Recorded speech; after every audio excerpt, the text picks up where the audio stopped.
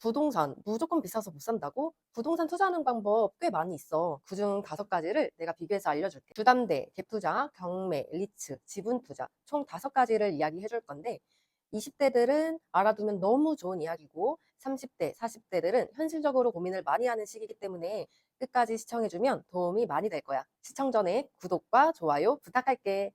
여기 매매가 6억의 요즘 아파트가 있어. 내가 이 아파트를 구매하고 싶은데 어떻게 사야 할까? 가장 일반적인 방법으로는 주택담보대출을 받는 방식이야. 은행에서 필요한 만큼 대출을 받아서 구매하는 방식이야. 대출을 받으면 보통 30년 동안 원금과 이자를 같이 상환을 하면 되는데 요즘 금리는 한 4% 초중반 정도 나오더라고. 대출의 한도는 무주택자의 경우는 최대 70%까지 나오고 생애 최초는 최대 80%까지도 나와. 그런데 여러 가지 규제들이 많아서 대출을 받기 전에 좀 꼼꼼하게 확인을 해볼 필요는 있어. 이 투자의 장점은 내가 실제 거주를 하기 때문에 실거주에 대한 걱정이 없고 이 아파트를 나중에 매도할 때 내가 오래 살면 살수록 양도소득세에 대한 혜택도 받을 수가 있어. 다만 내가 대출을 받는 거기 때문에 실제 내가 커버 가능한 만큼의 대출을 받아야 돼. 세안고 매매라는 말 들어봤어? 예를 들어 요즘 아파트 매매가는 6억이고 전세가는 4억이야. 내가 매도자랑 6억에 계약 체결을 해. 근데 그 안에 4억의 전세 세입자가 살고 있어. 그 전세를 내가 그대로 승계를 받는 거야. 승계를 받는다는 것은 나중에 이 전세 세입자에게 전세금을 돌려줄 때 내가 그 전세금을 돌려주겠다라는 거야. 그러니 매도자에게는 그 4억을 제외한 2억만 주고 내가 이 아파트를 살 수 있는 거야. 이 전세와 이 매매가의 그 갭으로 투자를 한다고 해서 이것을 갭 투자라고 해. 장점은 적은 돈으로 비싼 아파트를 살 수도 있고 대출을 받는 게 아니라서 금융 비용이 발생하지 않아 많은 사람들이 갭 투자를 하고 있어. 다만 전세 가격이 하락하거나 다음 전세 세입자를 구하지 못하면 내가 세입자에게 돈을 돌려주는 것이 어려워질 수가 있어. 따라서 변수가 생겼을 때 대처가 가능한 그 수준의 갭 투자 선정이 중요해. 요즘 아파트에 어떤 호실이 경매로 나왔대. 경매는 금융기관에 압류된 부동산을 경매 절차를 통해 시세보다 저렴하게 낙찰받는 것을 목표로 하는 거야.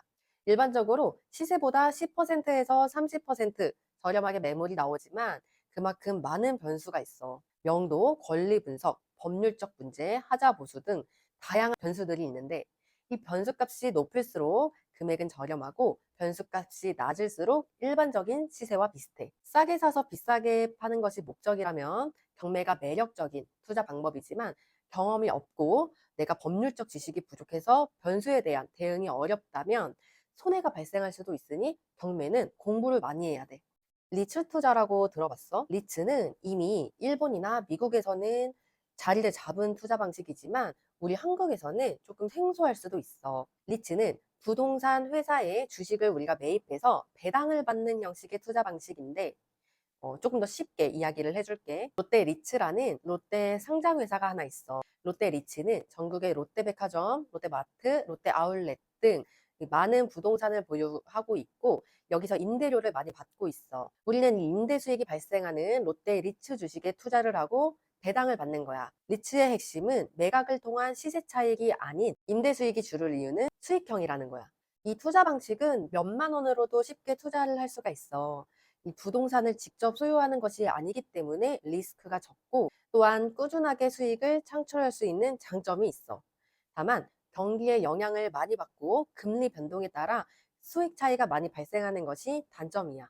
부동산 크라우드 펀딩이라고 하는 지분 투자는 대표적으로 루센트블록, 카자 등 다양한 플랫폼을 통해서 이루어지는데 간단하게 예를 들면 10억의 가치가 있는 요즘 빌딩을 구매하기 위해 1000명이 나눠서 투자를 한다고 해.